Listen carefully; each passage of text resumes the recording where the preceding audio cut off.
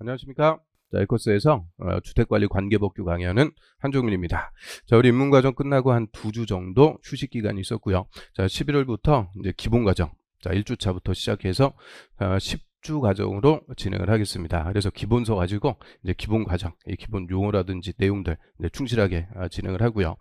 자, 그래서 처음 시작하시는 분들은 이제 우리 입문과정 다 4주 촬영해갖고 올려가 있으니까, 자, 입문과정에서 첫 시간은 좀 듣고 기본 과정 들어주시면 좋겠습니다. 자, 그래서 우리 시험이 이제 주택관리사 보 시험이라고 하죠. 주택관리사 보. 이 주택관리사 보 자격 시험에 합격해서 뭐 소장으로 3년 그리고 나머지 5년 이런 경력을 쌓게 되면 이제 주택관리사가 돼서 뭐 500세대 이상, 의무관리 대상, 공동주택의 관리사무소장이 돼서 이제 공동주택 관리를 전문적으로 수행할 수가 있게 됩니다. 자, 그래서 주택관리사부 시험이 이제 간단하게만 말씀드릴게요. 처음 또 시작하시는 분도 계시니까, 자, 1차하고 2차하고 이렇게 구분인데요. 1차, 2차 각각 시험 봅니다. 자, 1차가 작년까지는 7월 달에 봤어요. 그런데 올해부터는 이제 6월 마지막 주 토요일 날로. 그래서 1차 6월 마지막 주 토요일 날 시험 보고, 그 다음에 3달 후에 2차 이제 9월 마지막 주 토요일 날. 예전에는 7월 달에 1차 보고 9월 달에 2차 보니까 간격이 한 2달밖에 없죠. 그래서 수험생들이 2차 준비하는데 좀 버겁다 이런 민원이 있어갖고 3달 정도 터울을 두고 시험을 각각 실시를 하게 됩니다. 자, 1차 과목은 크게 3가지 과목으로 구성이 되어 있죠. 회계원리, 시설개론, 그리고 민법. 자, 이렇게 3가지 과목인데, 자, 우리 시험의 1차 합격률이 한 12% 정도밖에 안 된다고 그랬어요. 엄청나게 어려운 시험입니다. 그리고 각각의 분야들이 다 달라가지고 이 머리 쓰는 게 다 다르죠. 그래서 상당히 어려워요. 과목별로 거의 꽈락률이 50% 이상씩 나오게 되죠. 그래서 회계원리, 시설개론, 민법. 자, 1차부터 확실하게 공부하시는 것이 일단 주택관리사에서는 전력적으로 공부할 수 있다 이렇게 얘기하고요. 그 다음 1차 과목은 40문제씩 과목별로 40문제 꽈락 없이, 즉 40점 미만 꽈락 없이 평균 60점 이상이면 합격하는 절대평가입니다. 그리고 다 객관식이에요. 그래서 1차는 객관식 오지선다형, 그래서 꽈락 없이 평균 60점 이상 다 합격을 하세요. 그런데도 합격률이 한 12% 정도밖에 안 나오니까 상당히 어려운 시험입니다. 만만치 않아요. 그 다음에 이제 1차 합격하시면 이제 2차를 볼 수가 있죠. 자, 2차 보고 그에 떨어졌다 다이너까지 한 번 더 기회를 줍니다. 자, 2차는 주택관리 관계법규, 저와 같이 공부하는 관계법규하고 관리실무. 자, 이렇게 두 과목으로 구성이 되어 있고요. 역시 40문제씩 자, 두 과목 꽈락 없이 평균 60점 이상 합격하는 시험인데, 그런데 자, 우리 시험은 2차가 상대평가가 되죠. 그래서 60점 이상 중에서 매년 선발 예정 인원, 이게 올해도 그렇고 작년도 그렇고 1600명 정도 됩니다. 이 1600명 등수 안에 들어가야 합격이 돼요. 또 그리고 2차 과목은 객관식하고 주관식이 병용되죠. 객관식이 24개 그리고 주관식이 16개. 근데 주관식은 뭐 논술하고 이러는 게 아니고 기입형, 단답식 기입형으로, 그래서 객관식 24개, 주관식 16개. 이렇게 2차 과목은 관계법규는 관리실무든 객관식, 주관식이 병용돼서 병행해서 시행이 되고요. 그래서 제가 작년 시험 같은 경우에는 작년에 2차 2차 과목에서 평균 60점 이상이라도 떨어졌어요. 그래서 합격 점수가 71.5점, 거의 72점 돼야 합격합니다. 그래서 이 상대평가라는 게 훨씬 더 어려운 시험이라고 그랬어요. 근데 평균 60점 이상 열심히 맞아놨어도 나보다 더 잘한 사람이 있으면 떨어지는 거예요. 그래서 이 상대평가가 참 피를 말리는 더 어려운 건데요.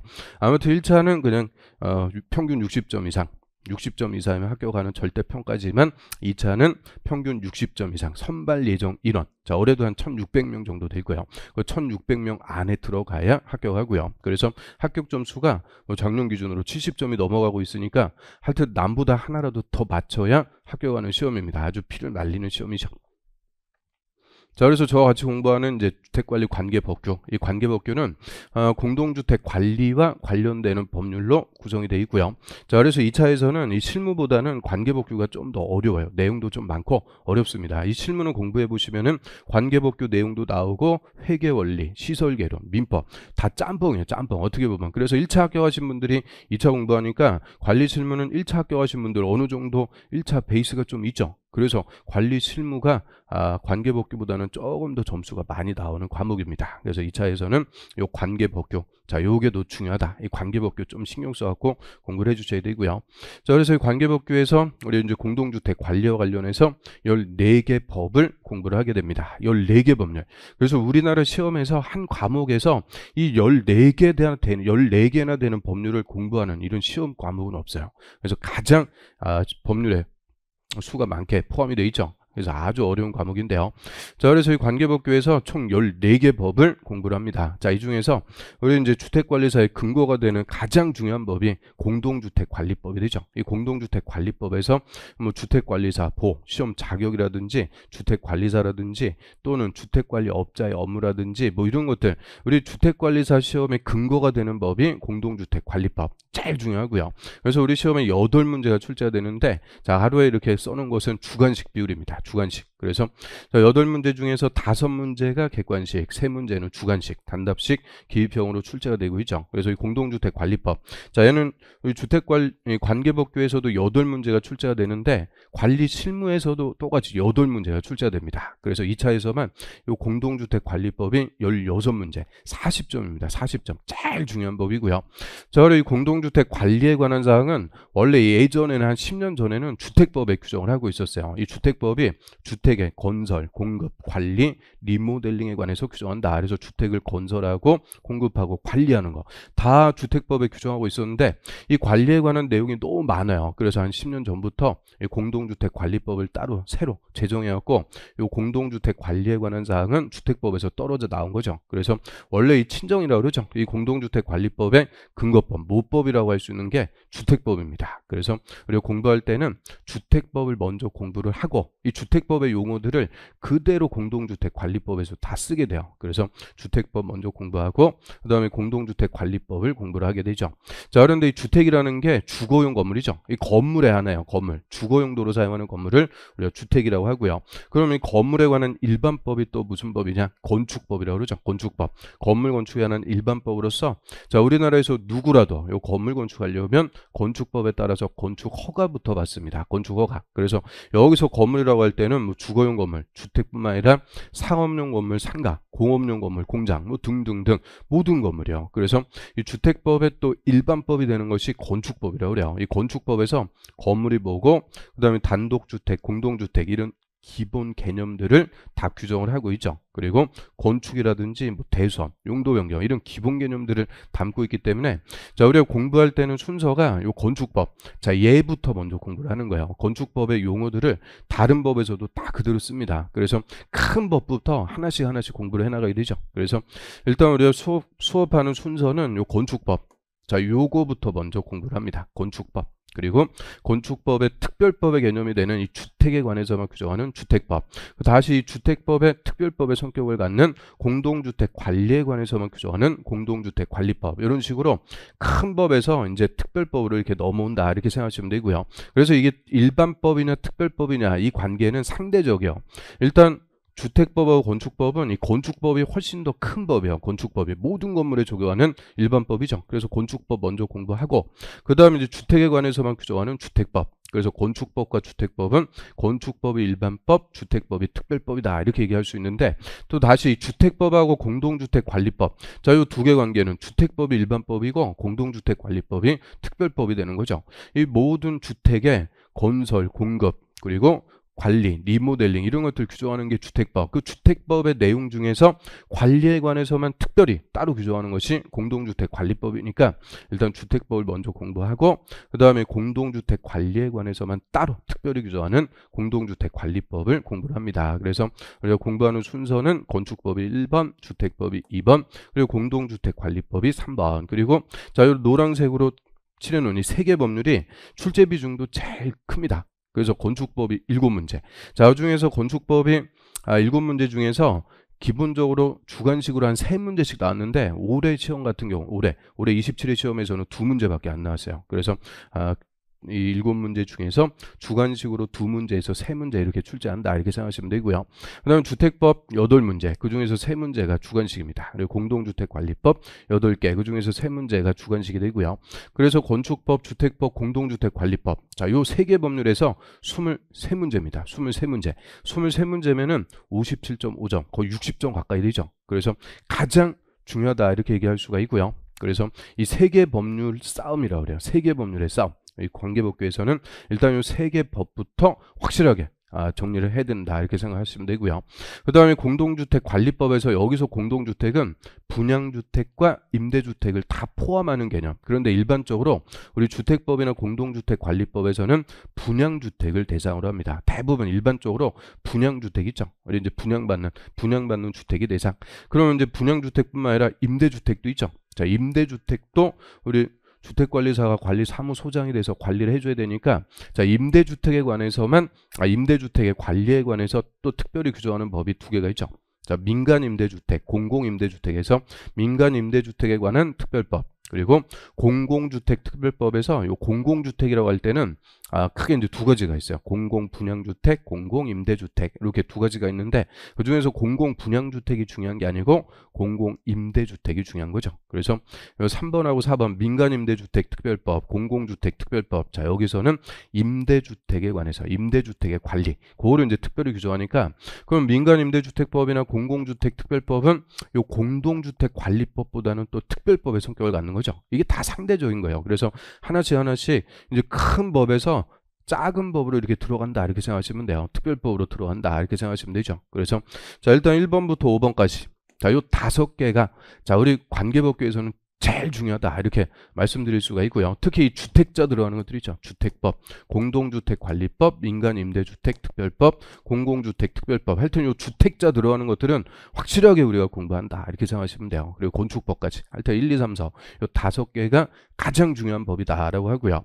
그 다음 이제 6번의 도시 및 주거정비법, 얘는 좀 성격이 다른데, 이 도시 및 주거정비법은 정비사업, 우리 정비사업이라는 것은 고쳐준다고 그랬죠. 낙후된 구도시, 열악한 주거지역을 고쳐갖고 도시기능을 회복시켜주는 소위 재개발하고 재건축하는 사업이 정비사업이다라고 해서 재개발, 재건축, 이 정비사업의 절차를 담고 있는 법이 정비법이라고 그래요. 그래서 정비법, 또 우리 소장님이 재개발하거나 재건축하는 거 이런 것도 좀 기본적인 소양이 있어야 되니까 이 정비법이라는 것도 우리 시험범위에 들어와 있는데요. 근데 이 정비법이 내용이 상당히 많습니다. 내용이 엄청나게 많아요. 그리고 재개발하고 재건축하면 이해관계가 엄청나게 많이 복잡하겠죠. 그래서 법률 자체가 내용도 많고 복잡한 법인데 2문제 나옵니다. 2문제. 자, 2문제. 그 중에서 한 문제는 또 주관식으로 나오고요. 그래서 이 정비법은 다 하려고 그러면 끝이 없어요. 끝이 없는 거기 때문에 우리 시험에 기출로 나왔던 것들, 그런 것들만 위주로 해서 좀 효율적으로 공부를 하셔야 돼요. 다 하려고 그러면 끝도 없는 법이 정비법이 됩니다. 그 다음 이제 재정비 촉진을 위한 특별법이라고 해서 이거는 이제 정비법의 또 특별법이 돼요. 이 도시 재정비 사업이라고 하는데요. 재정비 사업은 이거는 이제 종전에는 뉴타운이라고 불렀던 거 있죠. 뉴타운. 이 뉴타운이 별게 아니고 재개발할 동네를 2개, 3개 모아갖고 크게 하는 거예요. 크게 이제 재개발한다 이렇게 생각하시면 돼요. 그래서 동네 하나하나 재개발하다 보니까 뭐 정비 기반 시설이라고 그러죠. 도로라든지 이런 인프라 같은 거, 그런 것들 좀 설치하기가 좀 어렵고 그래요. 재정도 좀 안 좋고 그러니까, 그래서 이 재개발할 동네를 2개 이상 묶어갖고 큼직하게 이제 재개발을 하면서, 그러면서 여러 가지 이제 인센티브를 부여를 해주게 되죠. 그래서 정비 사업에 다시 특별법이 도시 재정비 사업이다 이렇게 생각하시면 되고요. 이 도시 재정비 촉진법, 자, 요거는 한 문제가 출제가 됩니다. 한 문제. 그래서 올해는 주관식으로 또 출제가 되고요. 그래서 이 정비법하고 도시 재정비법 이렇게 부르고요. 자, 이런 것들은 이제 재개발, 재건축 그런 거에 관해서 우리가 공부한다 생각하시면 되죠. 그다음에 나머지 법들 8번부터 13번까지는 이제 공동주택 관리와 관련해서 각종의 시설에 관한 법률이 됩니다. 시설에 관한 법. 우리 이제 시설 중에서 소방시설 있죠. 소방설비. 이 소방설비에 관해서 특히 화재 예방 등을 위해서 자, 8번, 9번, 10번 요 3개 법률이 다 소방설비와 관련된 법이라고 그래요. 소방기본법. 원래는 이제 소방기본법하고 화재 예방법, 아니 소방시설법, 이게 한 법률이었다가 재작년부터 이게 2개 법률로 또 나눠져 갖고 하여튼 소방기본법, 화재 예방 안전관리에 관한 법률, 소방시설 설치 관리에 관한 법률 8번, 9번, 10번. 자, 요 3개는 다 소방 설비 등에 관해서 규정을 합니다. 그래서 소방기본법 한 문제, 화재예방법 한 문제, 소방시설법 한 문제, 한 문제씩 물어보는데 내용들이 또 은근히 많습니다. 은근히 이게 다 하려고 그러면은 끝도 없어요. 그래서 이런 것들 잡다구리한 법들 한 문제씩 출제하니까 그 시험에 나올 수 있는 것들, 특히 용어가 제일 중요해요. 용어에서 주관식으로 내기가 딱 좋은 거니까 용어 위주로 해서 이런 것들은 이제 시험에 나오는 것들만 딱딱 발췌해 갖고 공부를 하실 필요가 있고요. 자, 우리 예를 들어 갖고 소방기본법에서 올해 주관식으로, 이게 한 문제 나오는 것은 객관식으로 나올 수도 있고 주관식으로 나올 수도 있죠. 자, 올해 이 주관식으로 소방기본법에서 뭐 물어봤을까요? 소방의 날은 몇 월 며칠이냐, 그걸 물어봤어요. 아니, 소방의 날이 주택관리와 관련되는 거냐 좀 의심스럽지만 그게 그냥 주관식으로. 그런데 정답은 쉽죠. 소방의 날이 몇 월 며칠일까요? 자, 우리 119 하죠. 119 11월 9일 11월 9일이 소방의 날. 이게 한 번 들으면은 그런 거는 절대 또 틀릴 수가 없는 거죠. 자, 그게 주관식으로 한 문제가 나왔어요. 그래서 하여튼 소방기본법, 화재예방법, 소방시설 설치법, 자, 이런 것들은 다 소방설비, 소방시설. 특히 우리 이제 관리하다 보면은 은근히 매달 돈 많이 나가는 게 뭐냐, 스프링클러예요. 스프링클러가 그냥 뭐 누수가 돼갖고 세대별로 피해를 입고 하니까 스프링클러 고치는 거, 이런 것들이 우리 관리하다 보면은 은근히 매달 그냥 몇백만 원씩 지출이 되죠. 그래서 소방 시설에 관해서 소방 설비, 그 다음에 이제 시설물 안전 및 유지 관리에 관한 특별법 해갖고 시설물법, 뭐 시특법 하는데 저는 시설물법이라고 불러요. 그래서 우리 공동주택 단지 각종의 시설물들 많이 있죠. 대표적으로 어린 놀이터 같은 거 시설물, 이런 시설물의 안전 유지 관리에 관해서 규정하는 법이고요. 그래서 시설물법, 자, 요거는 이제 두 문제가 출제가 됩니다. 두 문제. 그리고 승강기, 할 때 돈 제일 많이 잡아먹는 게 승강기죠. 관리하다 보면은 매달 이 승강기 유지관리 비용으로 몇백만 원씩 나옵니다. 몇백만 원씩. 그리고 승강기는 원래 이제 장기소형 계획에서 15년 단위로 교체해라 그러는데 15년 쓰고 교체하기에는 너무 멀쩡하죠. 그래서 유지관리를 잘하는데 하여튼 이 승강기 요거 한번 사고 나고 그러면 엄청나요. 피해가 엄청날 수가 있고, 그리고 교체하고 그러는데 돈도 많이 들어가니까 가장 중요한 설비 중에 하나가 승강기가 되죠. 요 승강기 안전관리법, 승강기에 관해서 먼저 공부를 하고요. 또 우리 도시민들 생활하기 위해서 전기 없으면 안 되죠. 전기사업법, 전기에 관해서. 근데 우리 같은 문과생이 이 전기에 관해서 뭐 얼마를 알겠어요. 그래서 전기사업법은 그냥 시험에 나오는 것들 위주로 해서 간단하게 좀 정리를 합니다. 그래서 요 8번부터 13번까지는 공동주택의 각종의 시설, 설비에 관해서 우리가 공부한다, 이렇게 생각하시면 되고요. 그 다음에 이제 14번에 집합건물의 소유 및 관리에 관한 법률, 자, 이거 줄여갖고 집합건물법이라고 줄여갖고 부릅니다. 이 집합건물은 구분 소유하는 건물을 우리가 집합건물, 아파트 같은 것도 다 집합건물인데요.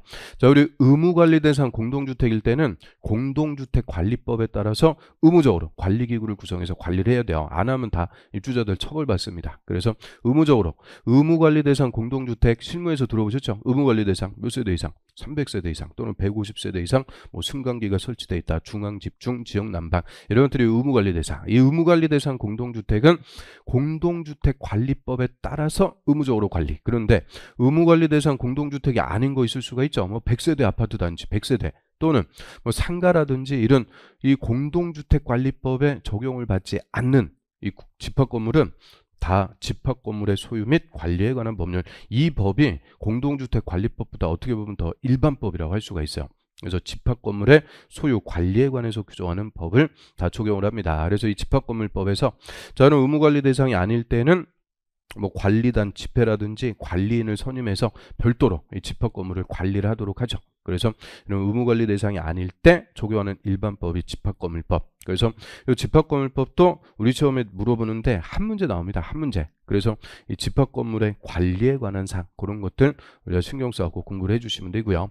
그래서 이 5번 이하부터, 이 정비법 이하부터는 그냥 두 문제 아니면 한 문제.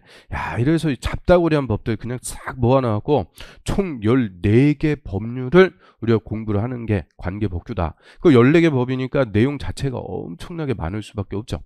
그래서 우리나라에서 하여튼 단과 과목으로 가장 많은 법을 공부를 하게 돼요. 자, 그런데 우리가 법률만 공부하는 거 아니라 그랬죠. 자, 우리나라는 성문법주의죠. 다 법률이 문서로 만들어져 있으니까 성문법인데, 이 성문법의 위계질서에 따라서 자, 일단 헌법이라는 게 있다고 그랬죠.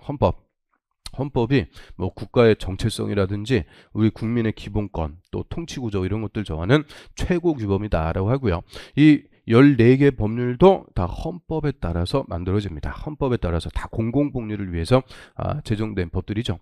그러면 헌법에 따라서 이 국민의 권리, 의무를 규정하는 법규범을 우리가 법률이다라고 해서요. 이 법률이라는 것을 우리가 14개 법률 공부하는데, 이 법률이라는 것을 형식적으로 얘기하면, 저희 법률이라는 것은 국회에서 의결하고 대통령이 거부권을 행사하지 않고 서명해서 공포함으로 성립하는 법규범, 국회에서 의결, 그리고 대통령이 서명해서 공포, 그래야 성립하는 법규범을 형식적인 의미에서 법률이다라고 하고요. 이 법률을 만드는 것을 제정한다라고 하죠. 제정. 그리고 이 제정된 법을 바꾸는 것을, 고치는 것을 개정한다 그래요. 이 법률을 제정하고 개정하려면 국회에서 의결, 대통령이 서명해서 공포, 이 어려운 절차를 거쳐야 되니까 법률은 딱 핵심적인 내용만 규정한다라고 했죠. 핵심적인 내용만 딱 규정을 하고, 이 국회가 만든 법을 우리 국민들에 대해서 집행을 하는 게 대통령 이하 행정부가 하는 거죠. 행정부를 다른 말로 집행부라고 합니다. 그래서 이 국회가 만든 법률을 국민에 대해서 집행을 하는 게 행정부.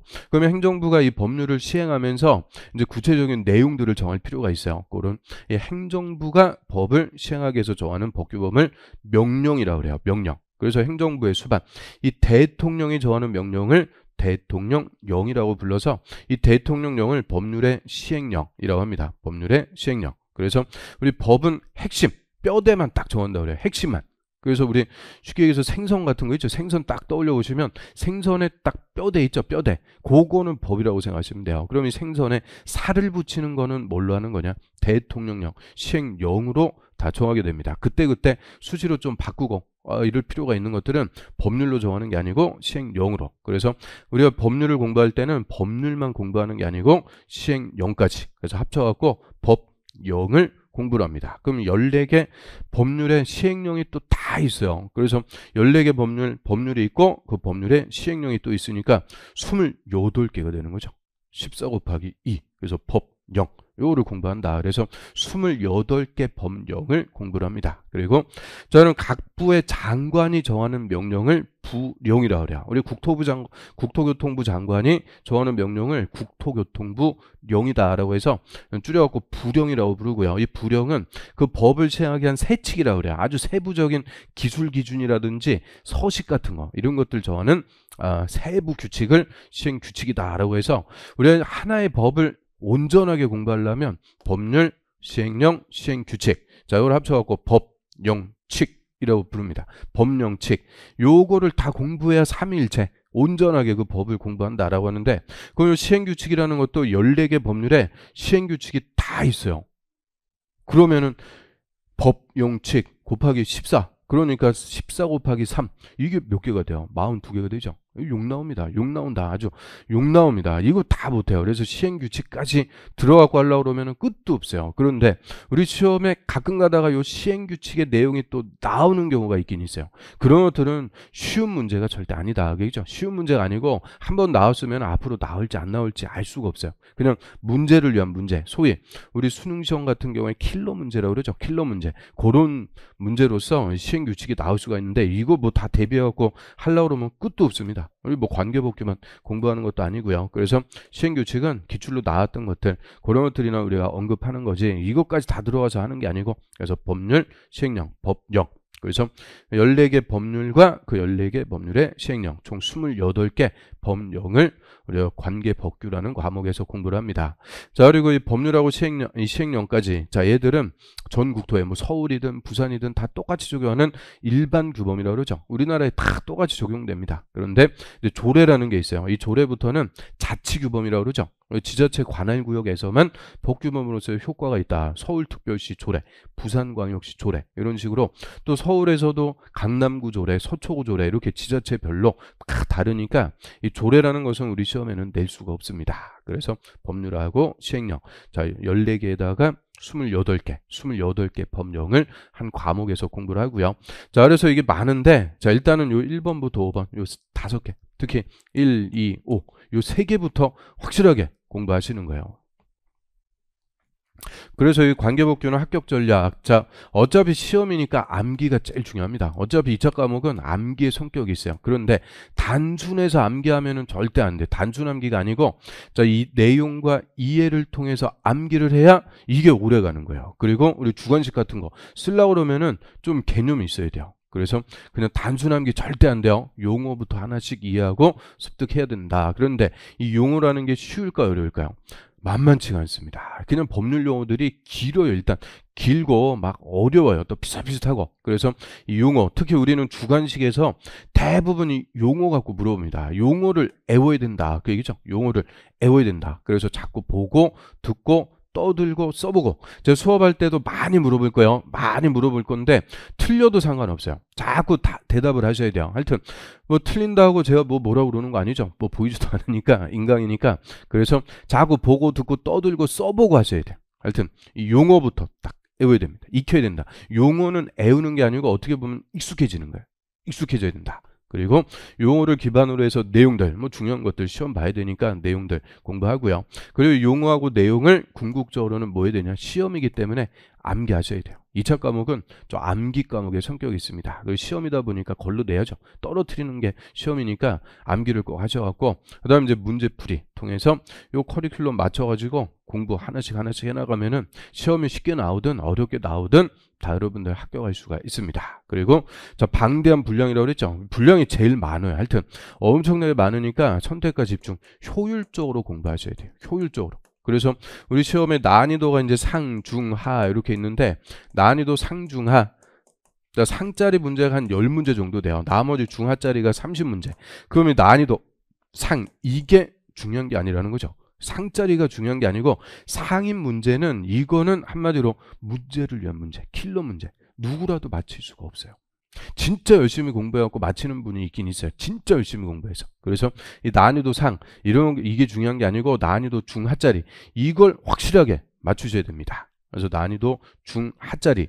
그럼 요 중하짜리가 우리가 1년 내내 그냥 지지고 볶고 열심히 공부하는 내용인데 여기서 나온 문제를 실수하지 않고 확실하게 맞춰갖고 점수를 따지는 거죠. 그래서 요 다 맞추면 75점. 그냥 합격입니다. 합격이니까 하여튼 난이도 상이 중요한 게 아니에요. 우리 관계복귀는 다 하려고 그러면 끝도 없다 그랬어요. 그래서 저 지엽적이고 뭐 이런 어려운 거 이런 게 중요한 게 아니고 중하짜리. 요거를 확실하게 공부하셔갖고 합격 점수 맞으시면 되고요. 자, 그래서 어떤 게 매년 우리 시험에 나오는 중요한 논점인지 중하짜리인지 여러분들이 알 수가 없죠. 그러니까 수업을 듣는 거예요. 즉 제가 어떤 내용을 공부할지 수업을 하면서 선택을 해드립니다. 여러분들이 공부할 내용을 선택을 해드리는 거예요. 그러면 그 선택한 내용, 제가 수업한 내용만 여러분들 집중해갖고 공부하시면 돼요. 그래서 2차 과목만 하시는 분들은 조금 더 넓게 이제 공부하셔도 되는데 또 1차하고 2차하고 같이 공부하시는 분들은 이 관계복귀만 잡고 있을 수가 없죠. 1차가 더 어렵고 더 중요해요. 그래서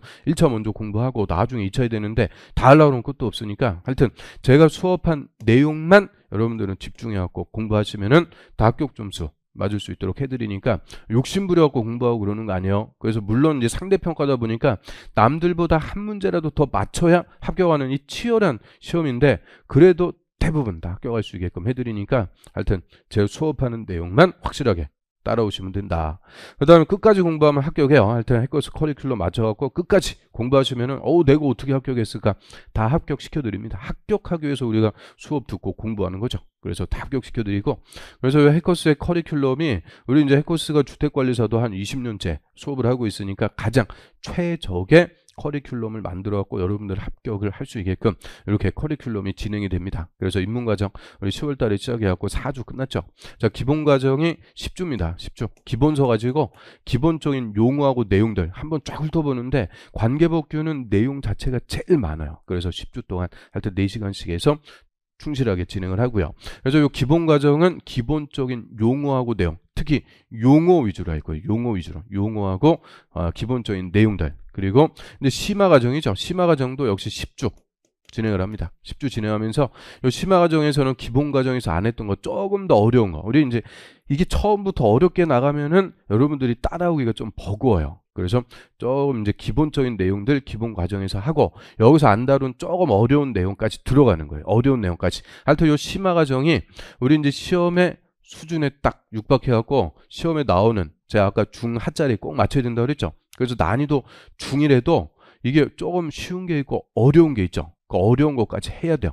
그래서 그 정도 해야 75점 맞을 수가 있으니까 하여튼 심화과정 이렇게 순서대로 이렇게 높여 나가는 거예요. 수업을 조금씩 높여 나갑니다. 처음부터 바로 높게 할 수가 없죠. 그래서 심화과정 이때 가장 많이 합니다. 쉽죠. 그 다음에 이제 심화과정에서 우리 쭉 펼쳐갖고 이제 정리를 했죠. 자, 요거를 이제 압축하는 거예요. 압축. 진짜 중요한 것들 압축해갖고 요약과정으로 한 8주 정도 진행을 합니다. 8주 정도 진행을 하고요. 자, 여기까지가 이론 과정이라고 그래요. 이론. 열심히 이제 우리가 이론 공부하는 거죠. 이론. 뭐 하려고 이론 공부했어요? 문제 풀어갖고 맞춰갖고 합격 점수 맞는 게, 즉 합격 점수 맞아갖고 합격하는 게 목적이니까, 자, 이때부터 이제 문제풀이 들어갑니다. 문제풀이 과정 7, 8월부터 우리 문제풀인데, 자, 이거는 2차죠. 2차. 제가 담당하는 관계법규는 커리큘럼이 이렇게 가요. 그러면 1차하고 2차하고 올해 이제 내년도 시험에 동차에 준비하시는 분들은, 자, 일단 3월 정도까지는 1차하고 2차하고 2차도 수업은 좀 들으셔야 돼요. 수업은 좀 들으시면서 개인적으로 복습할 때는 1차 위주로 공부하시는 거예요. 1차 위주로. 그런데 처음에 이제 동차 시작하시는 분들은 3월 정도까지는 2차도 다 듣는 거예요. 관계법규, 관리, 실무 다 수업을 들으면서 따라오시되, 3월 달까지. 그 다음에 이제 3월 달 이후부터는 4월, 5월, 6월 이때는 1차 전념하셔야 돼요. 1차에 전념해갖고 한 과목당 한 달 정도씩 잡아갖고 하여튼 1차에 전념해서 4월, 5월, 6월까지는 1차 공부 열심히 하셔갖고 1차 합격하고 오세요. 그럼 저는 이제 과정을 쭉 진행해서 6월 달에 이제 딱 1차가 끝났어요. 이제 합격하신 분들은 저 심화 과정, 요약 과정 들으시고 문제풀이 따라오시면서, 그래서 7, 8월부터 7월, 8월, 9월까지 3달 동안 2차 또 2과목이죠. 2차 2과목이니까 3달 동안 충분히 준비할 수 있어요. 일단 3달 동안 열심히 해갖고 내년도에 1차하고 2차하고 한 방에 다 합격할 수 있게끔 하여튼 요 커리큘럼 맞춰갖고 공부하시면 되고요. 내년도 2차 시험은 이제 9월 마지막 주 토요일이니까 9월 27일 날 이렇게 시행이 될 거예요. 그래서 9월 27일 날 여러분들 다 합격할 수 있게끔, 그리고 시험 보기 전에 9월 달에 동형 모의고사라고 그러죠. 시험하고 똑같은 형태로 실제 시험 보는 연습 과목별로 3번씩 할 거예요. 3회씩. 3번씩 다 충실히 시험 보는 연습도 다 하시고 바로 이제 시험 보러 가셔갖고 이제 합격하시면 돼요. 이런 커리큘럼 맞춰갖고 우리 끝까지 같이 공부하시면 다 시험에 합격합니다. 또 합격시켜드리니까 우리 해커스 강사들 믿고 같이 공부하시면 돼요. 자, 여기까지 해서 자, 이제 입문과정에서는 요거보다 더 충실하게 제가 말씀드렸는데 기본과정이니까 조금 줄여갖고 말씀드렸습니다. 그래서 처음 시작하시는 분들은 입문과정 1주차 수업 한번 들어보시고 따라오시면 좋아요. 그 다음 우리가 이제 건축법이 됐든 주택법이 됐든 공동주택관리법이 됐든, 자, 이런 행정청, 이게 이제 행정법이다 보니까 행정청이 계속 나옵니다. 주어로 행정청이 나오기 때문에 우리가 관계법규를 공부하기 위해서는 일단 전제 조건 누구부터 알아야 되냐? 행정청. 요거부터 좀 파악을 해주셔야 됩니다. 그래서 행정청의 위계질서라고 해서 상급 행정청, 하급 행정청 이렇게 나오는데요. 자, 우리 이제 관계법규 보다 보면 행정청이라는 말 또는 행정기관 다 똑같은 말입니다. 행정청, 행정기관. 자, 이거를 소위 우리 뭐라고도 부르냐? 정부라고도 불러요. 정부라고도 하죠. 뭐 중앙정부, 지방정부, 정부라고도 하는데 우리 행정법에서는 행정청이라고 부릅니다. 그래서 행정청, 이 말이 또 나오니까 행정청이 누군지 요거부터 우리 하나씩 정리를 하고 약속을 하고 이제 수업 들어가도록 하죠. 일단 행정청이라고 할 때는 두 가지를 얘기합니다. 국가하고 지방자치단체 합쳐갖고 국가와 지자체 합쳐갖고 행정청이라고 부르죠. 자, 이 국가를 전 국토를 관할하는 중앙행정기관 또는 중앙행정청이라고 해서요. 우리 이제 건축법이나 주택법이나 공동주택관리법, 또 뭐 민간임대주택법, 공공주택특별법 다 중앙행정기관 하면 국토교통부가 됩니다. 국토교통부.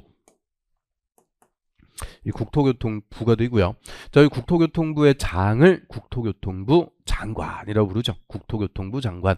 그래서 이 정확한 이름이 국토교통부 장관인데 우리가 부를 때는 이제 생략해갖고 국토부 장관 이렇게 불러요. 국토부 장관. 그리고 제가 판사할 때는 국장 이렇게 줄여갖고 쓸 거예요. 국장이라고 씁니다. 그래서 필기할 때는 빨리빨리 할 수 있게끔 국장이 줄여갖고, 그럼 국장 하면은 국토부 장관. 이 각 부의 장관을 중앙행정기관 또는 국가 다 똑같은 말입니다. 국가라고 할 수도 있고 중앙행정기관이라고 할 수도 있고 국토부 장관이라고 할 수도 있고요. 자, 그리고 저 승강기법으로 가면은 승강기법에서는 이제 행정안전부 장관이라고 그래요. 행안부 장관 줄여갖고 행자 이렇게 쓸 거고요. 또 전기법으로 가면 전기사업법으로 가면은 산업통상자원부 장관이라고 그래요. 산업통상자원부 장관은 산자부 장관 줄여갖고 산장 이렇게 줄여갖고 부를 거예요. 산장 뭐 그런 식으로. 그리고 우리 뭐 소방 관련해서는 소방청장이 중앙행정기관의 장이 됩니다. 소방청장. 그래서 이런 이제 각 부의 장관, 그리고 소방법 관련해서는 소방청장 이런 사람들을 우리가 국가 중앙행정기관이라고 부르고요. 이 국토부 장관이 우리 이제 관계법규에서는 가장 상급 행정청이라고 그래요. 제일 높은 사람이다. 가장 상급 행정청. 그러면 이 국토부 장관보다 더 위에도 있죠. 우리 제일 높은 사람 누구예요? 행정부의 수반. 대통령. 대통령의 명을 받아서 각 부를 통할하는 총리도 있죠. 그리고 총리 밑에 장관이 있는데, 자, 우리 관계법규에서는 대통령이나 총리 나오는 거 없다. 그래서 나오는 거 없으니까 신경 쓰실 필요 없어요. 그냥 제일 상급 행정청, 제일 높은 사람이 국토부 장관이다. 이렇게 생각하시면 되죠. 그 다음에 이제 지방자치단체, 이 지방정부라고 하고요. 이 지방자치단체는 지방자치법에서 다시 종류를 두 가지로 구분해서 규정을 합니다. 광역지방자치단체, 광역지자체. 그다음에 광역지자체 밑에 기초지자체, 풀뿌리가 되는 기초지자체, 광역지자체, 기초지자체 이렇게 지방자치법에서 이 지방자치단체는 종류를 두 가지로 구분하고요. 그리고 광역지자체는 넓을 광자의 지역역자니까 넓은 지역을 얘기하죠. 넓은 지역을 관할하는 지자체. 그래서 서울특별시, 뭐 인천이라든지 부산 광역시 있죠. 광역시. 그다음에 경기도. 그래서 특별시, 광역시, 도. 자, 이게 일반 행정구역으로서 광역지자체인데, 자, 특별법에 따라서 별도로 자치권을 주는 특별자치시, 특별자치도. 자, 얘들도 있어요. 우리나라에서 특별자치시는 어디 얘기해요? 세종시 얘기하죠. 세종특별자치시. 그래서 이 특별자치시나 특별자치도가 별게 아니고, 자, 원래 이 지방자치단체는 일반법이 지방자치법이에요. 지방자치법에 규정을 하는데, 지방자치법이 아니고 특별법을 따로 만들어갖고 별도로 뭐 재정이라든지 이런 자치권을 폭넓게 부여를 해주겠다. 특별법에 따라서 규정하는 것을 특별자치시, 특별자치도 이렇게 불러요. 그래서 세종 특별자치시에 관한 특별법, 그 법률에 따라서 세종 특별자치시를 이제 관할을 하게 되죠. 그리고 특별자치도, 이 특별자치도는 종래 이제 제주도가 있었죠. 제주 특별자치도. 그런데 작년하고 재작년에 강원 특별자치도, 전북 특별자치도, 강원도는 저 휴전선, 접경지역, 환경이라든지 이런 것들에 폭넓게 자치권을 주기 위해서. 그 다음에 전북 특별자치도는 그 새만금 있죠. 우리나라에서 가장 넓은 그 새만금, 그 이제 개발과 관련해서 대폭적인 자치권을 주겠다. 특별법으로 따로 규정해서 강원 특별자치도, 전북 특별자치도가 됐는데, 자, 그런데 이 강원도나 전라북도는 특별자치도지만 일반 도하고 별 차이가 없어요. 그냥 특별법에 따라서 대폭 자치권을 줬다 이렇게 생각하시면 되고, 우리 이제 법에서 얘기하는 특별자치도는 요 제주도 생각하시면 돼요. 제주도. 그래서 세종시, 제주도, 특별자치시, 특별자치도까지. 자, 이렇게 광역지자체는 종류가 5가지가 있는데요. 자, 이게 처음에 우리 이제 관계법규 법조문을 읽다 보면은 특별시, 광역시, 도, 특별자치시, 특별자치도 계속 나요. 이게 안 나오는 게 아니라는 거예요. 앞으로 우리가 관계법규 법률 공부하다 보면 계속 나오는데, 처음 나올 때는 다 써줘요. 그런데 이거 나올 때마다 다 써주려고 그러면은 법조문이 길어집니다. 그래서 처음만 다 써주고 생략해갖고 씁니다. 생략해서 어떻게 생략하는 거냐? 자, 뒤에 말 딴다 그랬죠. 특별시, 광역시, 도. 그리고 특별자치시하고 특별자치도. 자, 뒤에 말 따니까 다 뭐예요? 시, 도가 되는 거죠. 시도, 시도. 그래서 이 5개 광역지자체를 간단하게 줄여갖고 시도라고 줄여갖고 쓰는 거예요. 시도. 그리고 이 광역지자체장. 특별시는 특별시장, 광역시는 광역시장, 도는 도지사.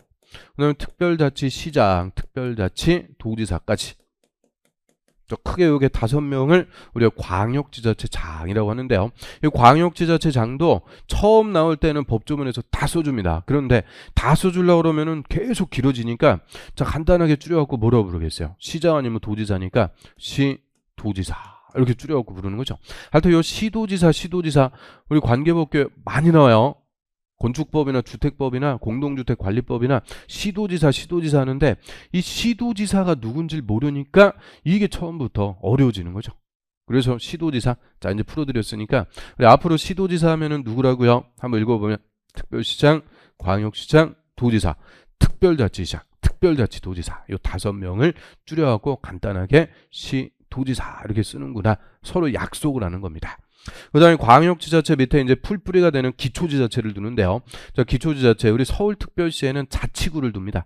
강남구, 서초구, 송파구, 뭐, 강동구. 그래서 서울특별시는 25개 자치구로 구성되는 큰 도시요. 근데 서울특별시가 관할구역이 넓은 건 아니고, 관할구역은 저 우리 경기도에 화성시 있죠. 동탄 신도시 있고, 화성시하고 서울특별시하고 어디가 면적이 넓을까요? 화성시가 더 넓어요. 그래서 이 서울특별시가 면적이 넓은 게 아니고 인구가 많은 거죠. 인구가 900만 가까이 인구가 그냥 많은 거고요. 그래서 25개 자치구로 구성되는 큰 도시가 서울특별시입니다. 하여튼 특별시 안에는 자치구. 그 다음에 광역시, 뭐 인천이나 부산, 광역시 안에도 자치구를 두는데 군도 있어요. 이거 잘 모르시면 안 돼요. 광역시하고 특별시의 차이점이죠. 특별시 안에는 자치구만, 광역시 안에는 자치구도 있고 군도 있다. 군도. 그럼 우리 광역시 안에 군 들어본 거 뭐 있을까요? 저 우리 인천광역시 있죠. 인천광역시에 연수구가 송도 신도시 있고 그런 데고요. 그 다음에 강화도 있죠. 강화도가 강화군. 그 위에 연평도 같은 거 있죠. 그때가 거기가 옹진군. 그래서 인천광역시는 자치구도 있고 강화군, 옹진군 이런 군도 있어요. 또 저 부산광역시 있죠. 부산광역시에 뭐 해운대구 이런 자치구도 있고 부산광역시 기장군 해갖고 기장군 거기에 원자력 발전소 있죠. 고리발전소 이런 것들 막 밀집해 있고 그래요. 그래서 광역시 안에는 자치구도 있고 군도 있다. 이 차이점, 이 특별시하고 차이점 확실하게 구분해 주셔야 되고요. 그 다음에 경기도 같은 도 밑에는 시하고 군을 둡니다. 경기도 성남시, 경기도 가평군 이런 식으로 도 밑에는 시하고 군. 그래서 도 밑에 있는 시군을 기초시, 기초군 이라고 부르고요. 물론 이 도 밑에 있는 시 중에서 인구가 50만 이상이 되면 행정 편의를 위해서 비자치구라는 걸 둘 수가 있어요. 그럼 자치구하고 비자치구의 차이점은 자치구는 주민들이 투표해갖고 선거를 통해서 자치구청장, 자치구의회 의원을 뽑아주는 거죠. 지방자치단체인데 비자치구는 주민이 선거에서 구청장을 뽑아주고 그러는 게 아니에요. 시장이 직권으로 그냥 임명해갖고 행정 편의를 위해서 그냥 행정 업무만 담당을 하는 거예요. 그래서 비자치구 대표적으로 우리 경기도 성남시의 분당구, 또 경기도 고양시의 일산구 뭐 이런 거 들어보셨죠? 그래서 그런 이제 성남시라든지 용인시라든지 수원시라든지 고양시 이런 큰 도시들은 비자치구라는 걸 둘 수 있는데 비자치구는 우리 관계법규에서는 안 나옵니다. 신경 쓰실 필요 없고 항상 구라고 할 때는 특별시하고 광역시 안에 있는 자치구를 지칭한다 이렇게 생각하시면 돼요. 그래서 기초지자체는 종류가 이렇게 3가지가 있네요. 자치구하고 군하고 시. 요거를 줄여갖고 시, 군, 구라고 씁니다. 시, 군, 구 라고 하고요. 자, 자치구는 구청장, 자치구청장. 그리고 군일 때는 군수, 시면은 시장이라고 해서 시장, 군수, 구청장. 자, 이 사람들을 시군, 구청장, 기초지자체장이라고 하죠. 자, 이 시군, 구청장이 가장 하급 행정청이라고 그래요. 하급 행정청. 그래서 상, 하, 위계질서가 이렇게 딱 있고요. 대부분 우리 관계법규는 요 위계질서대로 규정이 됩니다. 그래서 대표적으로 자, 우리 건축법에서 이제 건축허가 제한이라는 것을 볼 건데요. 자, 건축허가 제한하는데, 자, 도지사는 누구의 건축허가를 제한할 수 있는 거냐? 자, 건축허가 제한은 허가권자한테 허가를 못 내주게 하는 거예요. 당분간 건축을 일체 금지할 필요가 있더라. 허가 자체를 못 내주게 하는 것을 허가 제한. 그럼 도지사는 누구의 허가를 제한할 수 있는 거냐? 시장 군수의 허가를 제한할 수가 있다고 그래요. 시장 군수한테 당분간 건축허가 내주지 마라, 못 내주게 하는 거예요. 그러면 광역시장은 자치구청장이나 군수의 건축허가 제한할 수 있겠죠. 특별시장은 구청장의 건축허가를 제한할 수가 있어요. 그 다음에 국토부 장관은 모든 허가권자, 특별시장, 광역시장, 시군, 구청장 모든 허가권자의 건축허가를 다 제한할 수가 있죠. 왜요? 국토부 장관은 가장 상급 행정청이니까 제일 높은 사람, 모든 허가권자의 허가 못 내주게 할 수 있고, 특별시장, 광역시장, 도지사, 시도지사는 자기보다 밑에 시군, 구청장의 건축허가를 제한할 수가 있어요. 이런 식으로 요 대부분 관계법규가 요 위계질서에 따라서 규정을 하고 있으니까 요 위계질서만 파악해도 우리가 관계법규 이하에서 공부해 나가는데 상당히 수월해집니다. 그래서 위계질서. 자, 뭐 어려운 거 아니죠. 이거 주소 생각하시면 돼요. 서울특별시, 서초구, 서초동 이렇게 들어가죠. 서울특별시, 광역지자체, 서초구, 기초지자체. 그리고 경기도 성남시, 뭐 무슨구 뭐 이렇게 들어가죠. 경기도, 그리고 광역지자체, 성남시가 기초지자체. 우리 주소하고 똑같이 가는 거니까 하여튼 요 위계질서 요거부터 좀 파악을 해주시는 게 가장 우리 관계법규 공부하는데 좀 실질적으로 도움이 되죠. 그 다음에 요거 하나만 더 말씀드릴게요. 요 특별한 애들 있죠. 특별자치시하고 특별자치도가 나오는데, 자, 얘들은 광역지자체인데 밑에가 없어요. 밑에 기초지자체를 두고 있지 않다. 이게 또 특징입니다. 일반적인 광역지자체는 밑에 기초가 있는데 특별자치시하고 특별자치도는 기초지자체가 없다. 그러면 또 제주도, 제주도에 제주시하고 서귀포시 있는 거 아니에요? 이렇게 물어보실 수 있는데, 자, 제주시, 서귀포시는 지자체가 아니에요. 역시 주민들이 선거에서 제주시장, 서귀포시장을 뽑아주는 게 아니고 제주도지사가 그냥 직권으로 시장을 임명해갖고 그냥 행정 편의만 하는 거예요. 행정 편의를 위해서 이렇게 시장을 도지사가 직권으로 임명해서 행정을 하도록 하는 거죠. 그래서 지자체가 아닙니다. 제주시, 서귀포시는 지자체가 아니라 그래요. 그래서 세종시하고 제주도는 광역지자체인데 밑에 기초를 두고 있지 않다. 그래서 우리가 관계법규 공부하다 보면 요 시군구청장의 권한이 있고 시도지사의 권한이 나눠집니다. 누가 하는지가 나눠지는데, 자, 애들은 세종시장이나 제주도지사는 밑에가 없죠. 기초가 없으니까 기초지자체장의 권한도 다 갖고요. 그리고 광역지자체장의 권한도 다 가져요. 즉 만능이다 그 얘기입니다. 다 된다, 다 된다. 그래서 우리 건축법이나 주택법이나 공동주택관리법 보면 특별자치시장, 특별자치도지사는 여기도 나오고 저기도 나오고 안 끼는 데가 없어요. 만능이라고 그래요. 만능. 그럼 다 되는데 얘들 가지고 따로 논점으로 물어보고 그럴 이유가 없어요. 그래서 이제 이하에서는 요 특별자치시장하고 특별자치도지사는 나오면 그냥 가로 묶어갖고 생략하시면 돼요. 그냥 있으면 있는 거고 없으면 없는 거고 그닥 신경 쓸 필요가 없다 그 얘기입니다. 그닥 신경 쓰실 필요가 없다. 그래서 이런 취급하는 걸 우리가 그림자 취급한다 그러죠. 그림자. 그냥 있으면 있고 없으면 없고 그닥 신경 쓰시고 그럴 필요 없어요. 그래서 이것들은 이제 생략하셔도 되고요. 일반 행정구역이 핵심이에요. 그래서 국토부 장관, 시도지사, 시군구청장. 자, 뭐 밑에 뭐가 있는지 요 위계질서 요거부터 좀 파악을 해주시면 고맙겠습니다. 그래서 이런 행정청의 이제 행정청도 우리가 봤고요. 그래서 이제 하나씩 관계법규 내용들 공부를 해나가는데, 자, 아까 말씀드렸듯이 자, 우리 14개 법률 중에서 자, 우리 교과서 순서하고 조금 달라요. 우리 교과서에는 기본서에는 건축법이 세 번째로 규정이 되어 있는데 수업할 때는 얘가 1번이요. 얘가 건축법부터 먼저 해야 돼요. 이 주택법부터 먼저 하면은 나중에 건축법에 배울 내용들이 여기서 또 나오니까 먼저 설명을 하고 그러면 건축법 가서 또 해야 되고 두 번씩 중복해갖고 효율성이 좀 떨어져요. 그래서 하나씩 큰 법부터 건축법 1번, 그 다음에 주택법 2번, 그리고 공동주택관리법 3번, 그리고 4번, 5번 그 순서대로 이렇게 이제 그래서 순서는 건축법, 주택법, 공동주택관리법 요 순서대로 수업을 진행을 하겠습니다. 그래서 좀 쉬었다가 이제 요 건축법 자, 요거부터 먼저 보도록 하죠. 우리 건축법이 기본서는 324페이지가 됩니다. 324페이지. 자, 건축법부터 먼저 하도록 하고요. 자, 조금 쉬었다가 이어서 하겠습니다.